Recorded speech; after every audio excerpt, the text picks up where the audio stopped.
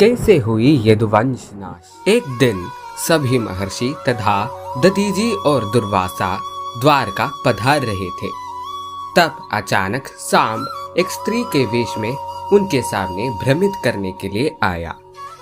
थोड़ी देर बाद उनके भ्रमित होते ही सांब वहां से चले गया। जब वह सब ऋषि द्वारका पहुंचे, वहां उन्हें सांब को दिखा दिया जो स्त्री के रूप में वहां घूम रहा था। तभी वह सब ऋषि ने सांब को बुला लिया और उस स्त्री से बातचीत करने लगा।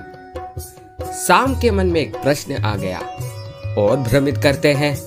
तब सांब ने उन्हें कुपित करके पाखंडी यह वह सब बुला लिया। महर्षि दुर्वासा को कुपित कर दिया।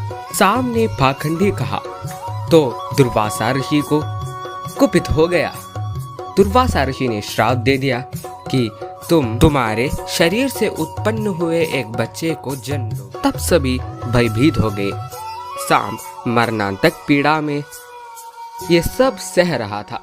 अचानक उसके उदर से एक मुसल निकला।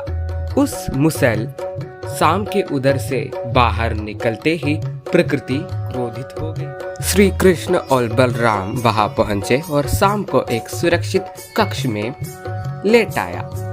महाराज उग्रसेन और द्वारकाधीश श्री कृष्ण के आज्ञा प्रकार उस मुसल को 2 भागों में विभाजित करके समुद्र में फेंक दिया।